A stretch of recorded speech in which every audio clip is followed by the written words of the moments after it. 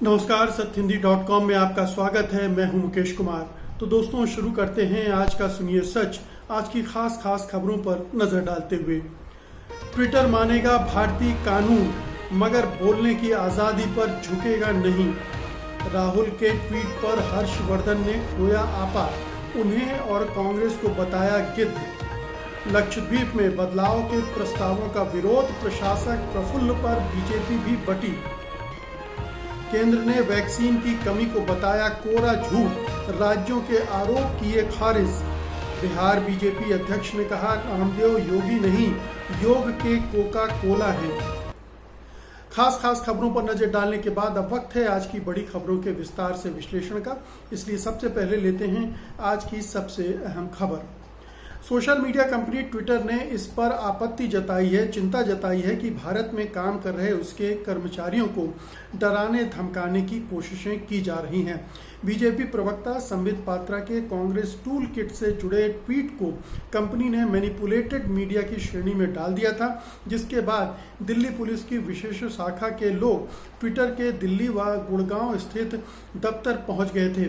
किरकिरी होने के बाद दिल्ली पुलिस ने कहा था कि उसके लोग नोटिस देने गए थे, पर पुलिस की इस कार्रवाई को ट्विटर को धमकाने की कार्रवाई के रूप में देखा गया है। ट्विटर ने इस कार्रवाई को भारत में अभिव्यक्ति की आज़ादी पर संभावित खतरे के रूप में देखा है। ट्विटर इंडिया ने गुरुवार को एक बयान में कहा, भारत और दुनिया की सिविल सोसाइटी के लोगों की तरह हम भी इस पर चिंतित हैं कि सेवा शर्तों और भारत के नए सूचना प्रौद्योगिकी नियमों को लागू करने की वजह से हमारे कर्मचारियों को डराने और धमकाने की कोशिशें की गई हैं। हम इन नियमों में परिवर्तन की बात सोच रहे हैं जो स्वतंत्र सार्वजनिक बहस को सीमित करते हैं। कंपनी ने इस पर चिंता जताई है कि इस सोशल मीडिया प्लेटफॉर्म पर जाने वाली तमाम सामग्रियों के लिए एक व्यक्ति चीफ कंप्लायंस अफसर को आपराधिक रूप से जिम्मेदार ठहराया जा रहा है। कंपनी ने कहा कि वो भारत के सूचना प्रौद्योगिकी नियम 2021 के प्रावधानों को लागू करेगी। ट्विटर इंडिया की ओर से जारी बयान में कहा गया है कि ट्विटर भारत के लोगों के प्रति गहराई से प्रतिबद्ध है। हमारी सेवा सार्वजनिक बातचीत और कोरोना महामारी के दौरान लोगों के समर्थन के स्रोत के तौर पर महत्वपूर्ण साबित हुई है। अपनी सेवाएं उपलब्ध रखने के लिए हम भारत में लागू कानून का पालन करने का प्रयास करेंगे। तो साफ है कि केंद्र सरकार जिन डिजिटल नियम कानूनों को लागू करना चाहती है, उसे तमाम जो विदेशी कंपनियां हैं, जो सोशल मीडिया प्लेटफॉर्म हैं, उन्हें लग रहा है कि ये एक तरह की डराने की कोशिश है, धमकाने की कोशिश है, क्योंकि ट्विटर के खिलाफ कार्रवाई तब की गई जब उसने संबित पात्रा के एक जो फर्जी टूल किट वाला मामला का जो एक ट्वीट था, उसको मैनिपुलेटेड मीडिया का टैग लगा दिया था। तो इससे सरकार भड़बड़ाई हुई है, बौखलाई हुई है, और ये जो डिजिटल नियमों को लागू करने की जल्दबाजी दिखाई जा रही है, उसके पीछे मंशा सरकार की यही दिखती है कि वो येन केन प्रकारेण सोशल मीडिया पर अपना नियंत्रण पाना चाहती है, उसको अपने काबू में रखना चाहती है, ताकि जिस आलोचना को उसने मेन स्ट्रीम को गोदी मीडिया में तब्दील करके रोक लिया है, वो सोशल मीडिया पर नजर न आए। तो पूरा खेल जो है सरकार की ओर से मीडिया को अपने काबू में रखने का है, लेकिन जो अंतर्राष्ट्रीय सोशल मीडिया कंपनी है, वो उनकी साख उनको प्यारी होती है, क्योंकि अगर वो इस हद तक जाकर सरकार से समझौता करेंगी, वो समझौता करती हैं। एक हद तक समझौता करना उनकी बाध्यता है, क्योंकि वो भी कारोबार कर रही हैं, धंधा कर रही हैं, कोई उन्होंने धर्मशाला नहीं खोल रखी है। तो वो जाहिर है कि अपने धंधे को ध्यान में रखकर, लेकिन धंधे में कई बार साख भी बहुत ज़रूरी हो जाती है, और शायद यही ट्विटर को चिंता सता रही है, और इसीलिए वो नियमों के पालन की बात तो कर रहा है, लेकिन ये भी जता दे रहा है कि अगर फ्रीडम ऑफ स्पीच यानी वाणी की स्वतंत्रता, अभिव्यक्ति की आज़ादी पर किसी तरह से अंकुश लगाने की कोशिश सरकार इन कानूनों के जरिए करेगी, तो वो उसे नहीं स्वीकार करेगा। तो ट्विटर का एक अपना स्टैंड है। फेसबुक ने अभी बहुत साफ नहीं किया है। फेसबुक और गूगल दोनों ने भी कहा है कि वो भारतीय कानूनों का पालन करेंगे, लेकिन उन कानूनों की जो पेचीदगियां हैं उसको लेकर वो भी परेशान हैं। आप जानते हैं कि व्हाट्सएप को हाई कोर्ट में चला गया है प्राइवेसी के अधिकार को लेकर, और व्हाट्सएप फेसबुक की ही अपनी कंपनी है। तो इस तरह से एक प्रतिरोध आपको वहाँ भी देखने को मिल रहा है। गूगल, जिसका यूट्यूब है नियंत्रण, उसका है हिस्सा है, वहाँ भी इस तरह की चीज़ें पेश आएंगी। तो चीफ कंप्लायंस ऑफिसर नियुक्त करने की बात ये डिजिटल नियम कानून कर रहे हैं, और बड़ी कंपनियों को लग रहा है कि कल को उनके चीफ कंप्लायंस ऑफिसर जो होंगे उन पर सारा जिम्मा डाल दिया जाएगा, उन्हें अरेस्ट किया जाएगा, धमकाया जाएगा, उन पर केस लादे जाएंगे, और इस तरह से कंपनी पर दबाव बनाने की कोशिश की जाएगी। तो इसको लेकर उनका प्रतिरोध अभी जारी है। अगली खबर लेते हैं। केंद्रीय स्वास्थ्य मंत्री डॉक्टर हर्षवर्धन ने राहुल गांधी पर हमला बोलते हुए उन्होंने परोक्ष शब्दों में गिद्ध ही बता दिया है। दरअसल राहुल गांधी ने कोरोना मामलों के सरकारी आंकड़ों पर सवाल उठाए थे। राहुल ने न्यूयॉर्क टाइम्स की उस रिपोर्ट के आंकड़ों को ट्वीट किया है जिसमें कहा गया है कि भारत में कम से कम 6 लाख और अधिकतम 42 लाख लोगों की मौत हुई है। इसके अलावा कुल संक्रमितों का आंकड़ा भी सरकारी आंकड़े से 13.5 गुना से लेकर 28.5 गुना तक ज़्यादा बताया गया है। यानी संक्रमण के आंकड़े भी कम बताए गए हैं भारत सरकार द्वारा, और मौत के भी। इसी को लेकर हर्षवर्धन बौखला गए और विपक्षी पार्टी के नेता को काफ़ी तीखे शब्दों में जवाब दिया। उन्होंने राहुल के ट्वीट को रीट्वीट करते हुए लिखा कि ये लाशों पर राजनीति की कांग्रेस स्टाइल है। पेड़ों पर से गिद्ध भले ही लुप्त हो रहे हों, लेकिन लगता है कि उनकी ऊर्जा धरती के गिद्धों में समाहित हो रही है। राहुल गांधी को दिल्ली से अधिक न्यूयॉर्क टाइम्स पर भरोसा है। लाशों पर राजनीति करना कोई धरती के गिद्धों से सीखे। बता दें, न्यूयॉर्क टाइम्स की छपी रिपोर्ट ऐसे ही नहीं बन गई। इसके आकलन को Stockholm University, Middlesex University of London, Bocconi University, University of Michigan, Cambridge University और कोलंबिया यूनिवर्सिटी जैसे संस्थानों के विशेषज्ञों ने तैयार किया है।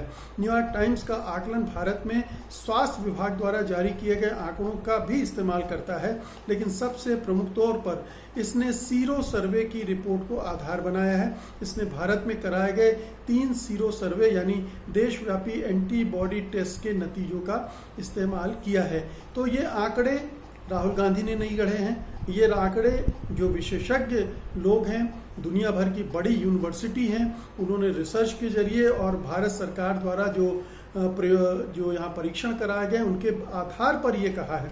और वैसे भी हमारे भारतीय मीडिया में भी कई रिपोर्टें आ चुकी हैं कि गुजरात में 1.25 लाख लोग मरे, 4000 बताए गए। राजस्थान में बहुत लोग मरे, मध्य प्रदेश और उत्तर प्रदेश में तो खैर गंगा में हज़ारों लाशें प्रवाहित हुई हैं, उनके किनारे हज़ारों लाशें दफनाई गई हैं। तो ये तमाम लाशों की गिनती जो कोरोना से हुई मौतों में नहीं की जा रही है, और उसी के आधार पर न्यूयॉर्क टाइम्स ने कहा है, और केंद्र सरकार भी इन आंकड़ों को छुपाने की कोशिश कर रही है, ये भी जग जाहिर है। तो उसके बारे में एक छोटा सा ट्वीट राहुल गांधी ने किया था, लेकिन आप देखिए कि केंद्रीय स्वास्थ्य मंत्री हैं हर्षवर्धन, उनकी भाषा कितनी गलीज है।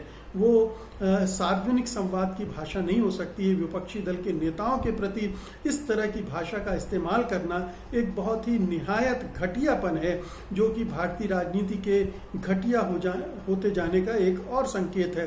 हर्षवर्धन बहुत ही शालीन माने जाते हैं। शायद ये उनको ये प्रेरित किया गया होगा, उन पर दबाव डाला गया होगा पीएमओ की तरफ से, क्योंकि प्रधानमंत्री और अमित शाह इस जुबान में ज़रूर बात करते हैं। तो ये जुबान जो है, या हो सकता है कि उनसे ऐसा कहलवाया गया हो, या हो सकता है कि हर्षवर्धन भी अब माहौल बदलते देखकर अपनी भाषा भी बदलने लगे हों। तो कुल मिलाकर ये बहुत ही घटिया एपिसोड है भारतीय राजनीति में, कि जो भी सच बोले, जो भी सवाल खड़ा करे, उसे गालियों से नवाजा जाए। अगली खबर लेते हैं। लक्षद्वीप के प्रशासक प्रफुल्ल खोड़ा पटेल को लेकर सियासत गर्मा गई है। लक्षद्वीप में नए प्रस्तावों को लाने के लिए लक्षद्वीप बीजेपी में भी उनका विरोध हो रहा है। लक्षद्वीप बीजेपी इकाई के महासचिव मोहम्मद कासिम ने पटेल को तानाशाह बता दिया है। उन्होंने कहा है कि वो राजा की तरह लक्षद्वीप को चलाना चाहते हैं। कासिम ने कहा कि नए प्रस्ताव नागरिकों के हित में नहीं है। उन्होंने ये भी कहा कि ऐसे कदमों से लक्षद्वीप में पार्टी को मजबूत करने के प्रयास विफल हो जाएंगे। वहीं कहा जा रहा है कि नए प्रस्तावों के विरोध में कुछ बीजेपी नेताओं ने पार्टी से इस्तीफा भी दे दिया है। हालांकि भाजपा लक्षद्वीप इकाई के अध्यक्ष अब्दुल खादर हाजी ने कहा है कि वो लोग बीजेपी में कभी नहीं थे। बता दें कि नए प्रस्तावों के तहत बीफ को लक्षद्वीप में बैन करने, जहां शराब प्रतिबंधित थी वहां से प्रतिबंध हटाने और पंचायत चुनाव के नियमों में परिवर्तन करने का प्रस्ताव है, जिससे 2 से अधिक बच्चों वाले व्यक्ति चुनाव नहीं लड़ सकेंगे। इसके अलावा और भी ऐसे प्रस्ताव हैं जिनको लक्षद्वीप की संस्कृति का विरोधी माना जा रहा है। वहीं कांग्रेस ने राष्ट्रपति से प्रफुल्ल पटेल को हटाने की मांग की है। इसके अलावा एनसीपी चीफ शरद पवार ने प्रधानमंत्री मोदी को पत्र भी लिखा। वहीं दूसरी ओर राहुल गांधी ने भी ट्वीट करके कहा है कि अज्ञानी और कट्टर लोग लक्षद्वीप को बर्बाद करने में लगे हुए हैं। लक्षद्वीप में आमतौर पर किसी रिटायर्ड आईएएस ऑफिसर को नियुक्त किया जाता रहा है एडमिनिस्ट्रेटर के तौर पर, लेकिन केंद्र सरकार का जो प्रेम है, गुजरात प्रेम, उसकी वजह से उन्होंने एक गुजराती को वहाँ बना दिया जो कि कतई ऑफिसर नहीं था, आईएएस ऑफिसर नहीं था, उसको वहाँ की जिम्मेदारी दे दी है। तो एक तरह से वो पार्टी का आदमी को, पार्टी बीजेपी के आदमी को वहाँ का प्रशासक बना दिया और यहीं से सारी गड़बड़ शुरू हो गई, क्योंकि जो बीजेपी की नेताओं की ट्रेनिंग है वो कट्टरता की ट्रेनिंग है, अज्ञानता की ट्रेनिंग है, दूसरी संस्कृति को हे भाव से देखने और उनको खत्म करके मिटाकर अपनी संस्कृति को थोपने की ट्रेनिंग है। तो प्रफुल्ल पटेल भी यही करने जा रहे हैं। वो अब लक्षद्वीप में बीफ खाया जाता है तो आप उस पर क्यों रोक लगाना चाहते हैं? आपकी सरकार गोवा में है, गोवा में तो कभी आपने बीफ पर रोक नहीं लगाई। अरुणाचल प्रदेश में है, आपने वहाँ नहीं लगाई। नागालैंड में है, वहाँ आपने नहीं लगाई। तो इन तमाम जगहों पर बीफ खाया जा रहा है और आप रोक नहीं लगा रहे हैं, लेकिन जहाँ आपको राजनीति करनी होती है वहाँ आप बीफ की चर्चा करने लगते हैं।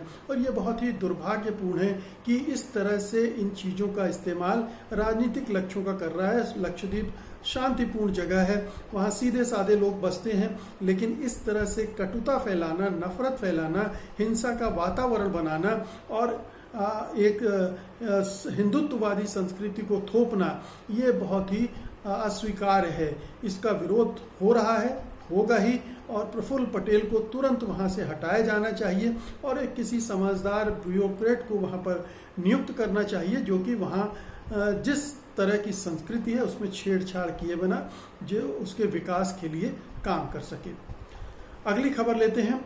कोरोना टीके की कमी और टीकाकरण कार्यक्रम रुक जाने के बीच केंद्र सरकार ने राज्य सरकारों के तमाम आरोपों को अर्धसत्य, बिल्कुल झूठ और तोड़ मरोड़ कर पेश किया तथ्य करार दिया है। इसके साथ ही केंद्र सरकार ने एक बयान जारी करके 7 बिंदुओं में सफाई दी है और कहा है कि मिथ तोड़ने के लिए ये बातें कहना जरूरी है। केंद्र सरकार ने इस आरोप को भी सिरे से खारिज कर दिया है कि वह दूसरे देशों में मौजूद टीकों के प्रयोग की अनुमति देने की दिशा में कुछ नहीं कर रही है। इनमें से वो टीके भी शामिल हैं जिनके प्रयोग की अनुमति विश्व स्वास्थ्य संगठन ने दे दी है। सरकार का तर्क है कि उसने अमेरिकी कंपनी फाइजर और एक रूसी कंपनी को जल्द से जल्द अपने टीके भारत में उतारने के लिए कहा है। रूसी कोरोना टीका स्पुतनिक जल्द ही भारत में मिलने लगेगा। नीति आयोग के सदस्य वी.के. पॉल ने कहा है कि अंतर्राष्ट्रीय स्तर पर कोरोना का टीका खरीदना दुकान से दवा खरीदने जैसा नहीं होता है। दूसरे सभी उत्पादक जिस देश में होते हैं उसे तरजीह देते हैं। इससे भी कोरोना टीके की आपूर्ति पर असर पड़ता है।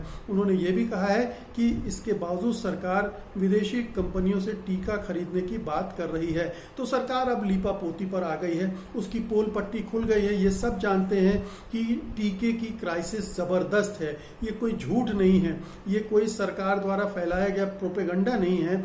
जगह जगह आप देखिए कि एक समय में एक दिन में 45 लाख टीके लगने तक पहुंच गई थी रफ्तार, क्योंकि उस समय टीके उपलब्ध थे। और अब 7-8 लाख टीके प्रतिदिन में पूरे देश भर में लग रहे हैं। तो ऐसा क्यों है? क्या लोग टीके लगवाना नहीं चाहते हैं या राज्य सरकारें टीके लगाना नहीं चाहती है? ये इनमें से कोई भी कारण सही नहीं है। सही कारण ये है कि सरकार ने टीकों का बंदोबस्त ही नहीं किया। अब वो कह रही कि वो विदेशी टीका कंपनियों से बात कर रही, तो अभी बात कर रही है, जबकि बात की जानी चाहिए थी पिछले साल सितंबर, अक्टूबर, नवंबर, दिसंबर में। लेकिन लगभग 10-11 महीने बाद वो बातचीत शुरू कर रही है। उस समय तक इन कंपनियों ने अपने टीके के ऑर्डर तमाम देशों से ले लिए हैं, तो पहले उनकी आपूर्ति करेंगे, उसके बाद आपको देंगे। तो आपने हर मोर्चे पर देरी की है, टीकों के मामले में तो ज़बरदस्त देरी की है, और अपनी भारतीय कंपनियों के टीके भी आपने एक्सपोर्ट किए हैं, ये भी सच्चाई है। तो किस किस सच्चाई पर सरकार पर्दा डाल पाएगी? दुनिया देख रही है, पूरा हिंदुस्तान देख रहा है। जो टीके लगवाने चाहते हैं उनको टीके नहीं मिल पा रहे हैं, तो क्या वो केंद्र सरकार की इस झूठ को पचा पाएंगे? इस प्रचार के झांसे में आ जाएंगे कि नहीं, बाकी सब ठीक है और हम टीके का इंतज़ाम कर रहे हैं? तो सरकार एक नंबर की झूठी है और बार बार झूठ बोलकर लोगों का ध्यान बांटने की या उन्हें बरगलाने की कोशिश कर रही है। आज की अंतिम खबर लेते हैं। बिहार बीजेपी अध्यक्ष संजय जायसवाल ने एलोपैथी को लेकर बाबा रामदेव के बयानों को लेकर उनकी खिंचाई की है। उन्होंने रामदेव को योगी नहीं बल्कि योग का कोका कोला बताया है। एक फेसबुक पोस्ट में उन्होंने लिखा है कि बाबा रामदेव एक योग गुरु हैं लेकिन योगी नहीं हैं। योगी उसे कहते हैं जो अपने मस्तिष्क सहित अपनी सभी इंद्रियों पर काबू पा लेता है। उन्होंने कहा है कि योग एक जीवन में आवश्यक है, लेकिन ये कोई चिकित्सा पद्धति नहीं है। उन्होंने ये भी कहा कि वो बाबा रामदेव को मजाक में योग का कोका कोला कहते हैं। उन्होंने कहा कि योग फिजियोथेरेपी का परिष्कृत रूप है जिसमें शरीर के साथ आपके आंतरिक स्वास्थ्य का भी संवर्धन होता है। ये उन्हीं बीमारियों में कारगर है जो फिजियोथेरेपी अथवा कसरत से ठीक की जा सकती है। इससे ज़्यादा कुछ भी समझना अपनी जान को खतरे में डालना होगा। जायसवाल ने आयुर्वेद को लेकर कहा कि आयुर्वेद सम्मानित रहा है, लेकिन हर चिकित्सा पद्धति की अपनी सीमाएं होती हैं। इसके साथ ही उन्होंने डॉक्टरों से भी कहा कि हर बेतुकी बात का जवाब देना ठीक नहीं होता है। ज़्यादा बोलकर आप उनको ज़रूरत से ज़्यादा तवज्जो दे रहे हैं। तो संजय जायसवाल ने पहली बार शायद ऐसा होगा कि बीजेपी का कोई नेता इस मुद्दे पर समझदारी भरी बात कह रहा है। उन्होंने बिल्कुल ठीक कहा है कि रामदेव योगी नहीं है, योग के कोका कोला हैं। मतलब कोका कोला से मतलब उनका है जो मास प्रोडक्शन करते हैं, बड़े स्तर पर प्रोडक्शन करके बेचने के लिए, पॉपुलर होने के लिए किया जाता है। दरअसल वो कोका कोला है। वो योग को योग की तरह नहीं सिखा रहे हैं।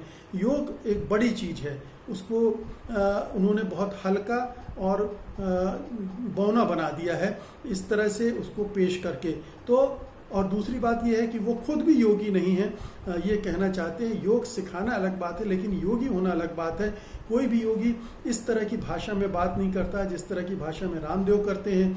कोई भी योगी कारोबार इस तरह से नहीं करता है जिसमें तमाम तरह के छल छद्म हो, झूठ हो, फर्जीवाड़ा हो, वो सब रामदेव कर रहे हैं। और ना ही कोई योगी राजनीति में इस तरह से सक्रिय होता है, किसी पार्टी का प्रवक्ता नहीं बनता है, प्रचारक नहीं बनता है। तो रामदेव को एक घटिया व्यापारी के रूप में तो देखा जा सकता है, लेकिन कोई योग पुरुष डॉक्टर जो दावा करते हैं कि मैं तो डॉक्टर हूँ बिना डिग्री वाला, उनसे बेहतर हूँ जो एलोपैथी के डॉक्टर हैं, ये तमाम सारे झूठ हैं। और जो उन्होंने आरोप लगाए थे डॉक्टरों पर, वो तो बहुत ही घटिया किस्म का उनका कहना चाहिए व्यवहार था, और इसकी वजह से उनकी थू भी काफ़ी हो रही है। लेकिन वो सुधरने वाले नहीं हैं, और संजय जायसवाल ने जो कुछ कहा है वो सही कहा है, लेकिन इसका भी असर उन पर कुछ नहीं पड़ेगा, क्योंकि वो अपना फ़ायदा देख रहे हैं, उन्हें प्रचार मिल रहा है और इस प्रचार का वो फ़ायदा उठा रहे हैं।